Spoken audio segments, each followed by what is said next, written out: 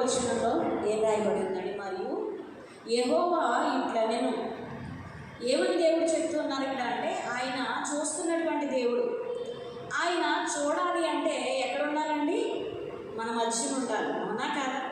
మనల్ని చూస్తున్నారు అని అంటే మన చుట్టుపక్కల ఉన్నారని అర్థం, అవునా కాదా? ఇక్కడ దేవుడు చెప్తున్నాడు, మరియు యెహోవా ఇట్లనెను, నేను ఐగుప్తులోనున్న నా ప్రజల బాధను నిశ్చయముగా చూచితిని. హల్లెలూయా. ఆయన ఎలాంటి దేవుడంట? చూచుచున్న దేవుడంట, ఉన్నవాడంట, అనువాడంట. హల్లెలూయా. చూసి మౌనంగా తప్పుకునే దేవుడు కాదు, చూసి పోన్లే నాకెందుకులే అని వదిలిపెట్టి వెళ్ళిపోయే దేవుడు కాదు. అలాంటి దేవుడు ఎలాంటి దేవుడు అండి? మనల్ని చూసి మనల్ని రక్షించే దేవుడు. హల్లెలూయా. రక్షణకర్త అయినటువంటి యెహోవా ఈ దినమున మనతో మాట్లాడుతూ ఉన్నాడు. హల్లెలూయా. ఆయన మాట్లాడుతున్నటువంటి మాటను చూస్తే, మరియు యెహోవా ఇట్లనెను, నేను ఐగుప్తులో ఉన్న నా ప్రజల బాధను నిశ్చయముగా చూచితిని. హల్లెలూయా. ఎక్కడంటే అండి, ఆయన బిడ్డలు ఎక్కడైతే ఉన్నారో వారు పడుతున్నటువంటి బాధ ఏంటో, వారు చేస్తున్నటువంటి పనులేంటో, వారు చూపుతున్నటువంటి మరి చూడాల్సినటువంటి వారు చేస్తున్నటువంటి పనులేంటో ఆయన ఏం చేస్తాడంట? చూస్తూ ఉంటాడంట. హల్లెలూయా. అయ్యా నా బిడ్డలు ఎక్కడున్నా పర్వాలేదులే అని అనుకునే దేవుడు కాదు. మనంతట మనముగా వచ్చి మొరపెట్టుకునేంత వరకు కూడా ఆయన ఆగే దేవుడు కాదు. హల్లెలూయా. ఇదే మన దేవుడు అంటున్నాడు, నీవు పెట్టిన మొర ఎక్కడికి వినిపించిందంట? ఆయన యొద్దకు వెళ్ళిందంట. హల్లెలూయా. ఈరోజు దేవుడు చెప్తున్నాడు, నిశ్చయముగా నా ప్రజల బాధను నేను నిశ్చయంగా చూశాను. హల్లెలూయా. నువ్వు మొర పెట్టక ముందే ఆయన చూస్తూ ఉన్నాడు. హల్లెలూయా. ఎవరిని మరి మనము ఎంత మాత్రము కూడా బాధించకుండా ఉన్నప్పటికీ కూడా ఏమవుతుందండి, ఒక్కొక్కసారి మనము బాధించబడతాము, అవునా కాదు? అయితే మనము బాధించబడతా ఉన్న సమయంలో మనం ఏమనుకుంటాం? సర్లే పోన్లే అని అనుకుంటాం కదా. అయితే దేవుడు అంటున్నాడు, నువ్వు పడుతున్నటువంటి ప్రతి బాధను కూడా ఆయన ఏం చేస్తాడంట? చూస్తాడంట. హల్లెలూయా. ఎందుకు చూస్తాడు అంటే, ఆయన నిన్ను కోరుకుంటున్నాడు, ఆయన నిన్ను వ్యర్థంగా చేయడు. నిన్ను ఎందుకు ఎన్నుకున్నాడో దాని నిమిత్తము నిన్ను నీ ప్రయాసము నుండి, నీ భారములో నుండి ఆయన విడిపించి ఏం చేస్తాడంట? ఆయన ఎందు నిమిత్తమైతే నిన్ను పిలుచుకున్నాడో దాని కొరకు నిన్ను సిద్ధపరచుకుని నడిపిస్తాను అని వాగ్దానం చేస్తున్నాడు. హల్లెలూయా. ఆయన చిత్తం లేకుండా ఏది కూడా జరగదంటండి. హల్లెలూయా. ఇక్కడ దేవుడు చెప్తున్నాడు, నా ప్రజలు పడుతున్నటువంటి బాధను నిశ్చయముగా నేను చూచితిని, పనులలో తమను కష్టపెట్టు వారిని బట్టి వారు పెట్టిన మొరలో నేను వింటిని, వారి దుఃఖములో నాకు తెలిసే ఉన్నవి. హల్లెలూయా. మనం ఒక్కొక్కసారి మన ఎదుర్కొన్నటువంటి పనుల భారాన్ని బట్టి ఏమనుకుంటాము? ప్రభువా, ఈ భారాన్ని ఎప్పుడు దించుతావయ్యా? ఈ శ్రమ నుంచి నాకు ఎప్పుడు విడుదల ఇస్తావు ప్రభువా?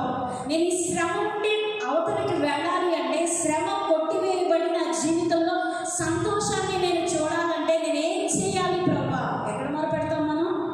దేవుని ఎదుట మొరపెడతా ఉంటే ఆయన మాట్లాడుతున్నాడు, నువ్వు మొరపెట్టక ముందే నీ శ్రమ ఏంటో నాకు తెలుసు.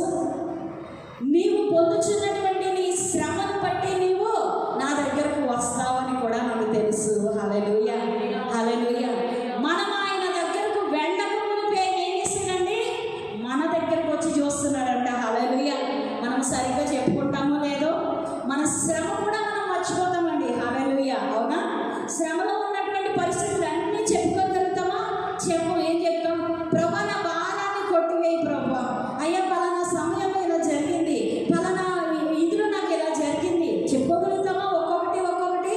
కానీ దేవుడు సంపూర్ణంగా కూడా ఆయన చూడగలిగినటువంటి దేవుడు అండి. మనము ఒకవేళ జరిగింది మర్చిపోవచ్చేమో కానీ దేవుడు మర్చిపోను అంటున్నాడు. నీ మీద పెట్టబడినటువంటి ఈ యొక్క శ్రమను నేను తీసివేయటకు నేను చూచుచున్నాను. హల్లెలూయా. నేను వ్యర్థంగా నిర్మించలేదు, నేను వ్యర్థంగా నిన్ను పిలుచుకోలేదు, నేను వ్యర్థంగా నిన్ను నాకు కావాలి అని కోరుకోలేదు. నేను కోరుకున్నాను కాబట్టి నేను నిన్ను విడువను, ఎడబాయను అని సెలవిస్తూ ఉన్నాడు. హల్లెలూయా. హల్లెలూయా. కాబట్టి ఐగుప్తీయుల చేతిలో పైన చదువుదామండి, పనులలో తమను కష్టపెట్టు వారిని బట్టి వారు పెట్టిన మొరను వింటిని, వారి దుఃఖములు నాకు తెలిసే ఉన్నవి. కాబట్టి ఐగుప్తీయుల చేతిలో నుండి వారిని విడిపించుటకును ఆ దేశములో నుండి విశాలమైన మంచి దేశములకు అనగా కనానీయులకు, హిత్తీయులకు, అమోరీయులకు, పెరిజీయులకు, హివ్వీయులకు, యెబూసీయులకు నివాస స్థానమై పాలు తేనెలు ప్రవహించు దేశములకు వారిని నడిపించుటకును దిగి వచ్చి ఉన్నాను. హల్లెలూయా, హల్లెలూయా. చూస్తున్నాడు అంటే ఎక్కడున్నాడండి? ఆకాశం నుంచి చూస్తున్నాడా? దేవుడు ఏమంటున్నాడు? దీని నిమిత్తం అనగా మన ఎదుట ఉన్నటువంటి శ్రమను తొలగించి పాలు తేనెలు ప్రవహించు దేశంలో నిన్ను ప్రవేశపెట్టుటకు ఆయన ఆకాశంలో నుండి చూసి ఇలా తీసి నిన్ను అలా పెట్టడం లేదు, నీతో కూడా ఉండి నిన్ను నడిపించడానికి సిద్ధపడిన దేవుడు. హల్లెలూయా. ఆయన నిన్ను కోరుకుని, నిన్ను ఎన్నుకుని, నిన్ను నిలబెట్టుకుని నీ ద్వారా ఘనమైన కార్యాలను జరిగించాలని ఆయన ఉద్దేశించాడు కనుక ఈరోజు నిన్ను పిలుచుకున్నాడు. హల్లెలూయా. పిలిచిన పిలుపునకు నీవు లోబడినట్లయితే, హల్లెలూయా, నువ్వు పడుచున్నటువంటి శ్రమ యావత్తు కూడా ఎవరి మీద పెట్టాలంట? మనం ఆయనను మొర పెట్టక ముందే ఆయన ఎక్కడికి వచ్చాడంట? ఆయన నిన్ను ఎన్నుకున్నాడు అంటేనే నీతో ఉంటానని వాగ్దానం చేశాడు. నీకంటే ముందుగా నేను వెళతాను అని వాగ్దానం చేశాడు. నీ పరిస్థితులన్నిటినీ నేను చక్కబెట్టి నేను నిన్ను నడిపిస్తాను అని వాగ్దానం చేశాడు. హల్లెలూయా. ఈరోజు దేవుడు చెప్తున్నాడు, ఆయన ఆకాశం నుండి ఎక్కడికి వచ్చేసాడంటండి? మన యొద్దకు వచ్చాడంట. అందుకే ఆయన మనల్ని చూడగలుగుతున్నాడు. మన ప్రతి బాష్ప బిందువును కూడా ఆయన చూడగలుగుతున్నాడండి. హల్లెలూయా. ఈరోజు తల్లిదండ్రులు చూడలేకపోవచ్చు మన బాధ ఏంటో, ఈరోజు మన భర్త చూడలేకపోవచ్చు మన బాధ ఏంటో, ఈరోజు నీ భార్య చూడలేకపోవచ్చు నీ బాధ ఏంటో, కానీ నీ కన్నీటిని తుడిచే దేవుడు మాత్రం నీ పక్కనే ఉన్నాడని నువ్వు మర్చిపోవద్దు. హల్లెలూయా. నీ ప్రతి పరిస్థితిని ఎరిగి ఉన్న దేవుడని నువ్వు మర్చిపోవద్దు. నీ కన్నీటికి విలువ ఉందని నువ్వు మర్చిపోవద్దు.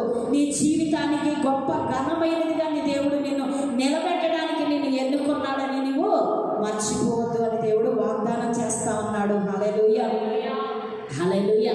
నిన్ను పిలిచిన వాని పిలుపునకు మనం ఏం చేయాలండి? లోబడాలి. హల్లెలూయా. ఇక్కడ దేవుడు చెప్తున్నాడు, తమను కష్టపెట్టి వారిని బట్టి వారు పెట్టిన మొరను వెంటిని వారి దుఃఖములు నాకు తెలిసే ఉన్నవి. కాబట్టి ఐగుప్తీయుల చేతిలో నుండి వారిని విడిపించుటకును ఆ దేశంలో నుండి విశాలమైన మంచి దేశములకు అనగా కనానీయులు, హిత్తీయులు, అమోరీయులు, పెరిజీయులు, హివ్వీయులు, యెబూసీయులు నివాస స్థానమై. హల్లెలూయా, హల్లెలూయా, హల్లెలూయా. ఎవరికి నివాస స్థానమై ఏంటండి? ఒక బంధించబడినటువంటి స్థితిలో, ఒక బానిసమైనటువంటి స్థితిలో, బానిసగా బ్రతుకుతున్నటువంటి ఇశ్రాయేలీయులకన్నిటిని దేవుడు చూసి ఆయన అన్నటువంటి స్థానంలో ఆయన ఉండలేకపోయాడండి. ఇశ్రాయేలీయులను విడిపించుటకు సర్వశక్తివంతుడైనటువంటి దేవుడే దిగి వచ్చి వారిని ఎక్కడ నిలబెట్టాలనుకుంటున్నాడో తెలుసా? ఈ రోజు నువ్వు ఉన్నటువంటి స్థితి బానిస బ్రతుకు కావచ్చు, నీ ఉన్నటువంటి పరిస్థితులు నువ్వు కష్టం చేస్తే తప్ప నువ్వు తినలేనటువంటి స్థితి కావచ్చు, నువ్వు వెళుచున్నటువంటి మార్గము ముండ తుప్పలతో నిండి ఉండవచ్చు, మరి నువ్వు వెళుచున్నటువంటి ఏ పనిలో అయినా నీకు సక్సెస్